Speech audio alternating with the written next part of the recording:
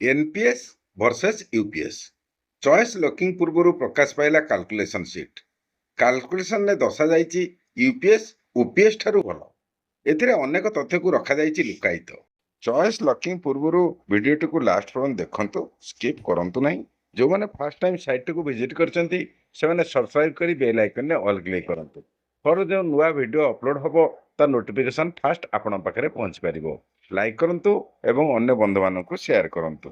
Government of India ministry of finance pension fund regulatory and development authority बा PFRDA तरफ comparison of NPS UPS OPS प्रकाश पाई जो कि अनेक ट्रू फैक्ट को लुकायित रखा एम्प्लॉइज मानक मन को आकृष्ट करने भरपूर प्रयास करा किपरि गवर्नमेंट एम्प्लॉइज माने ओपीएस डिमांड को छाड़ी यूपीएस रे शामिल हेबे। आसंतु जानिबा ओपीएस और यूपीएस मध्य एक तुलनात्मक विश्लेषण और केउ कथा को लुचा जाई यूपीएस रो प्रचार प्रसार करा जाउची। सारा देश रे ओपीएस लागू करा जाइतला एप्रिल 1 1957 मसीह सेबेठारु केंद्र सरकारी कर्मचारी हुंतु बा राज्य सरकारी कर्मचारी रिटायर्ड परे आर्थिक अनाटन संतुलित न होई अन्य उपरे भरोसा करिवा छाड़ी एक सुंदर निरामय जीवन बिताउथिले। एहीपरि ओपीएस सिस्टम दीर्घ 46 वर्ष काल चली बेले 2004 मसीह समाधि दिगला 1/1/2004 ठारू से ओपीएस समाधि उपरे ठिया कर दिगला अन्य एक पेंशन योजना एनपीएस चलला प्रचार प्रसार एनपीएस ओपीएस ठारू बहुत भल हेले एमएलए एमपी नेता मंत्री सेना कर्मचारी न्यायपालिका से ही भल ठारू दूरे गले देखागला एथरे employee share plus employer share plus interest 60% refund करने को पड़ू। उद्देश्य रहा कि किपरि एम्प्लॉइज मान कौन रिफंड देवाक पड़ोनी और ओपीएस डिमांड समाप्त हो एक नुआ योजना 24/1/2025 अणागला यूनिफाइड पेंशन सिस्टम बा यूपीएस जहाँकि 1/4/2025 ठारू कार्यकारी होउची। प्रचार प्रसार करा कि यूपीएस बेटर देन ओपीएस से फाइनेंस डिपार्टमेंट तरफ कंपैरिजन ऑफ कैलकुलेशन दि जाए जहाँ को कंपेयर कला परे एम्प्लॉइज माने ओपीएस डिमांड रु ओहरी जाई यूपीएस को चॉइस करिवे। आसंतु जानिबा से कैलकुलेशन और नुचा जाइथिबा कठोर सत्य विषय रे। एठारे बेसिक पे 45,000 को नहीं एक कैलकुलेशन करा जाइछि जेउ बेसिक पे ओपीएस एम्प्लॉइज मानक पई और यूपीएस एम्प्लॉइज मानक पई करेंट डीए 53% बोथ यूपीएस और ओपीएस को पई जहाँ की 23,850 टोटल है 45,000 प्लस डीए 23,850 68,850 टंका जहाँकि उभय यूपीएस एवं ओपीएस की दरमा आकार में मिले। पे आउट बा पेंशन बेसिक पे 45,000 50% 22,500 यह भी बोथ ओपीएस एवं यूपीएस अंतर्भुक्त एम्प्लॉइज डीआर बा डियरनेस रिलीफ @53% यूपीएस और ओपीएस उभयों सामान 22,500 53% 11,925 टंका तेणु 22,500 सहित 11,925 को जोग कले हम 34,425 जहाँकि पेंशन आकार में ओपीएस एम्प्लॉइज पाइबे यूपीएस एम्प्लॉइज माने भी मध्य से ही समान 34,425 टंका प्रति मासरे पेंशन आकार में पाइबे। मिनिमम पेंशन कम्युटेशन जहाँकि बेसिक पेंशन 40% इंटू 100 टाइम्स मिलता है जहाँकि 15 वर्ष भितर सुझा पड़ी था जदि यही 15 वर्ष समय सीमा भितर ओपीएस एम्प्लॉइज डेथ हुए तेबे आउ फैमिली को सुझा पड़ न था यह यूपीएस एम्प्लॉइज मानक नहीं से हिसाब से ओपीएस कर्मचारी जनक 10,59,480 टंका पाई था। यूपीएस रिटायर्ड बेले एक लमसम अमाउंट मिलता है जहाँकि ओपीएस रे मिल न था। सर्विस पीरियड प्रति 6 मास को एक यूनिट हिसाब से धरा जाए जेतिकी वर्ष सर्विस पीरियड ताहाकू 2 रे मल्टीप्लाई करा जाए जेतिकी हेला ताहाकू यूनिट धरा जाए।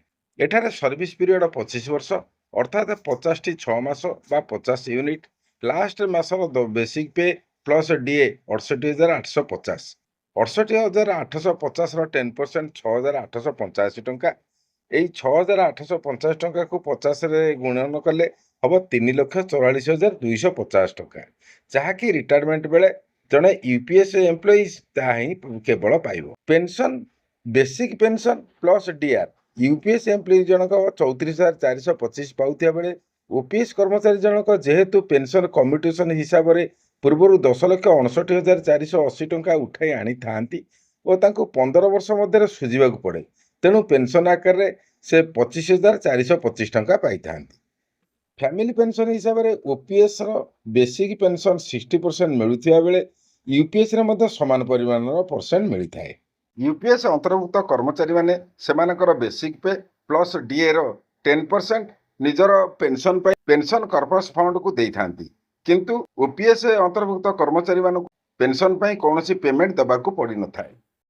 ଓପିଏସ୍ ଅନ୍ତର୍ଭୁକ୍ତ କର୍ମଚାରୀଙ୍କର ବୟସ 80 ହେବା ପରେ ପେନ୍ସନ୍ ବୃଦ୍ଧି ଘଟୁଥିବା ବେଳେ ୟୁପିଏସ୍ ଅନ୍ତର୍ଭୁକ୍ତ କର୍ମଚାରୀଙ୍କର ବୟସ 80 ହେଲେ କୌଣସି ବୃଦ୍ଧି ଘଟେ ନାହିଁ। ଫ୍ୟାମିଲି ପେନ୍ସନ୍ରେ ସ୍ପାଉସ୍ଙ୍କ ଏଜ୍ 80 ହୋଇଗଲା ପରେ ପେନ୍ସନ୍ ଓପିଏସ୍ ଅନ୍ତର୍ଭୁକ୍ତ ହୋଇଥିଲେ ତାହାର ବୃଦ୍ଧି ଘଟେ। ଯଦି ୟୁପିଏସ୍ ଅନ୍ତର୍ଭୁକ୍ତ ହୋଇଥିବ ତେବେ ସ୍ପାଉସ୍ଙ୍କ ଏଜ୍ 80 ହୋଇଗଲା ପରେ କୌଣସି ଆମାଉଣ୍ଟ ବୃଦ୍ଧି ହୁଏ ନାହିଁ। ଏହାପରେ ଯାହା କିଛି ଏହି ନୋଟିଫିକେସନରେ ଦର୍ଶାନଯାଇ ଲୁକାୟିତ ରଖାଯାଇଛି ସେଗୁଡ଼ିକ ହେଲା, ପ୍ରଥମ ଲୁକାୟିତ ହେଲା ଲିଭ୍ ପେମେଣ୍ଟ ବା ଛୁଟି ବିକ୍ରିର ପେମେଣ୍ଟ। ଇଏଲ୍ ସରକାରଙ୍କ ତରଫରୁ ବର୍ଷକୁ 15 ଦିନ ଓ ଶିକ୍ଷକଙ୍କ କ୍ଷେତ୍ରରେ 13 ଦିନ ମିଳିଥାଏ। ଏହିପରି 25 ବର୍ଷରେ 25 × 15 375 ଦିନ, ଶିକ୍ଷକଙ୍କ କ୍ଷେତ୍ରରେ 25 × 13 325 ଦିନ ଇଏଲ୍ ମିଳିଥାଏ। ଗଭର୍ଣ୍ଣମେଣ୍ଟ କିନ୍ତୁ ହାଏଷ୍ଟ 300 ଦିନର ଲିଭ୍ ପେମେଣ୍ଟ ଓପିଏସ୍ ଏମ୍ପ୍ଲୟିଜ୍ ମାନଙ୍କୁ ପ୍ରଦାନ କରେ। ଲାଷ୍ଟ ମନ୍ଥର ବେସିକ୍ ପେ ଥିଲା 45,000, ଡିଏ 53% ହିସାବରେ 23,850, ଟୋଟାଲ ହେଲା 45,000 ପ୍ଲସ୍ 23,850 68,850 ଟଙ୍କା। 68,850 ହରଣ 30 ଦିନ, ଦିନକୁ ପଡ଼ିଲା 2,295 ଟଙ୍କା। ତେଣୁ 300 ଦିନର ପେମେଣ୍ଟ ହେଲା 2,295 ଇଣ୍ଟୁ 300 ସମାନେ 6,88,000 ଟଙ୍କା। ଓପିଏସ୍ ଅଣ୍ଡରରେ ଥିବା ଏମ୍ପ୍ଲୟିଜ୍ ମାନେ ରିଟାୟାର୍ଡ ପରେ ଏହାକୁ ପାଇଥାନ୍ତି, ଯାହାକି ଏଠାରେ ମେନସନ୍ ନକରି ଲୁଚାଇ ରଖାଯାଇଛି। ଦ୍ୱିତୀୟ ଲୁକାୟିତ ମ୍ୟାଟରଟି ହେଲା ଗ୍ରାଚ୍ୟୁଟି। ଓପିଏସ୍ରେ ମିଳିଥାଏ। ସର୍ଭିସ୍ ପିରିୟଡ଼ 25 ବର୍ଷ ହୋଇଥିଲେ ଫୁଲ୍ ପେନ୍ସନ୍ ମିଳେ। 25 ବର୍ଷର ଅଧା 12.5 ବା 12 ମାସ ଅଧାର ପେମେଣ୍ଟ ଗ୍ରାଚ୍ୟୁଟି ହିସାବରେ ମିଳେ। ଆସନ୍ତୁ ଜାଣିବା ବେସିକ୍ ପେ 45,000 ଟଙ୍କା, current DA at the rate 53% ହିସାବରେ 23,850, ଟୋଟାଲ ହେଲା 45,000 ପ୍ଲସ୍ 23,850 ସମାନ 68,850 ଟଙ୍କା। 68,850ର 12 ମାସ ଅଧା ବା 12.12 ସହିତ ଗୁଣନ କଲେ 68,850 ଗୁଣନ 25/2 ସମାନ 8,60,625 ଟଙ୍କା, ଯାହାକି ରିଟାୟାର୍ଡ ସମୟରେ ଜଣେ ଓପିଏସ୍ ଏମ୍ପ୍ଲୟିଜ୍ ପାଇଥାଏ। ଜିପିଏଫ୍ ହିସାବରେ ବେସିକ୍ ପେ ପ୍ଲସ୍ ଡିଏର 10% ଡିପୋଜିଟ୍ କରାଯାଏ। ଯଦି ବର୍ତ୍ତମାନ ବେସିକ୍ ପେ 45,000 ତେବେ 25 ବର୍ଷ ପୂର୍ବରୁ ସର୍ଭିସ୍ ଆରମ୍ଭ କରିବା ସମୟଠାରୁ ଆଜି ପର୍ଯ୍ୟନ୍ତ ମନେକର ଜିପିଏଫ୍ ଡିପୋଜିଟ୍ 24 ଲକ୍ଷ ଓ ଆରମ୍ଭ ଦିନଠାରୁ ଆଜି ପର୍ଯ୍ୟନ୍ତ ଇଣ୍ଟରେଷ୍ଟ 6 ଲକ୍ଷ, ତେବେ ସମୁଦାୟ ହେଲା 30 ଲକ୍ଷ। ରିଟାୟାରମେଣ୍ଟ ସମୟରେ ଜଣେ ଓପିଏସ୍ ଅନ୍ତର୍ଭୁକ୍ତ କର୍ମଚାରୀ ଜିପିଏଫ୍ ପ୍ଲସ୍ ଇଣ୍ଟରେଷ୍ଟ ବାବଦ 30 ଲକ୍ଷ, ସରେଣ୍ଡର ଲିଭ୍ ବାବଦ 6,88,500, ଗ୍ରାଚ୍ୟୁଟି ବାବଦ 8,60,625, ଏହିପରି ଟୋଟାଲ 45,49,625 ଟଙ୍କା ପାଇଥାନ୍ତି। ଯଦି ସେ ତାଙ୍କର କେବଳ ମିନିମମ୍ 10% ଜିପିଏଫ୍ କାଟୁଥାନ୍ତି। ଯଦି 10%ରୁ ଅଧିକ ଜିପିଏଫ୍ କାଟିଥିବେ ତେବେ ତାହାଠାରୁ ଅଧିକ ମଧ୍ୟ ସେମାନେ ପାଇବେ। ଏହାକୁ ଏହି ନୋଟିଫିକେସନରେ ଲୁକାୟିତ ଭାବେ ରଖାଯାଇଛି। ଏସବୁ ଲୁକାୟିତ ରଖାଯାଇ ନୋଟିଫିକେସନ ପ୍ରକାଶ କରିବାର ଏକମାତ୍ର କାରଣ ହେଲା 1/1/2004 ପରର ନିଯୁକ୍ତି ହୋଇଥିବା କୌଣସି ଗଭର୍ଣ୍ଣମେଣ୍ଟ ଏମ୍ପ୍ଲୟିଜ୍ ଯେପରି ଓପିଏସ୍ ଡିମାଣ୍ଡ ନକରି ୟୁପିଏସ୍କୁ ଚଏସ୍ ଲକିଂ ମାଧ୍ୟମରେ ଚୁଜ୍ କରିବେ। ନେକ୍ସଟ ଭିଡ଼ିଓରେ ଆମେ ଜାଣିବା ଯେ ଏନ୍ପିଏସ୍କୁ ଯଦି ଚଏସ୍ ଲକିଂ କରାଯାଏ ତେବେ ଆମେ ରିଟାୟାରମେଣ୍ଟ ସମୟରେ କେତେ ଟଙ୍କା ପାଇବା ଏବଂ ଆମର ପେନ୍ସନ୍ ହିସାବରେ କେତେ ମିଳିବ। ଯଦି ୟୁପିଏସ୍କୁ ଚଏସ୍ ଲକିଂ ହିସାବରେ ଗ୍ରହଣ କରାଯାଏ ତେବେ ରିଟାୟାରମେଣ୍ଟ ସମୟରେ କେତେ ମିଳିବ, ପେନ୍ସନ୍ ବାବଦରେ ଆମେ କେତେ ପାଇବା। ସବୁ ଜାଣିସାରିବା ପରେ ସବୁକିଛି ବୁଝି ବିଚାରି ନିଜର ସୋସିଆଲ ସିକ୍ୟୁରିଟିକୁ ଏବଂ ନିଜ ଫ୍ୟାମିଲିର ସୋସିଆଲ ସିକ୍ୟୁରିଟିକୁ ଧ୍ୟାନରେ ରଖି ଚଏସ୍ ଲକିଂ କରିବାକୁ ପଡ଼ିବ। କାରଣ ଥରେ ଯଦି ଏନ୍ପିଏସ୍କୁ ଛାଡ଼ି ୟୁପିଏସ୍ରେ ସାମିଲ ହୋଇଯିବା ତେବେ ପୁନର୍ବାର ଏନ୍ପିଏସ୍କୁ ପ୍ରତ୍ୟାବର୍ତ୍ତନ କରିପାରିବା ନାହିଁ। ନେକ୍ସଟ ଭିଡ଼ିଓ ପାଇଁ ଯେଉଁମାନେ ଫାର୍ଷ୍ଟ ଟାଇମ୍ ସାଇଟ୍କୁ ଭିଜିଟ୍ କରିଛନ୍ତି ସେମାନେ ସବସ୍କ୍ରାଇବ୍ କରି ବେଲ୍ ଆଇକନ୍ରେ ଅଲ୍ କ୍ଲିକ୍ କରନ୍ତୁ। ଫଳରେ ଯେଉଁ ନୂଆ ଭିଡ଼ିଓ ଅପଲୋଡ଼ ହେବ ତାର ନୋଟିଫିକେସନ୍ ଫାଷ୍ଟ ଆପଣଙ୍କ ପାଖରେ ପହଞ୍ଚି ପାରିବ। ଲାଇକ୍ କରନ୍ତୁ ଏବଂ ଅନ୍ୟ ବନ୍ଧୁମାନଙ୍କୁ ସେୟାର କରନ୍ତୁ।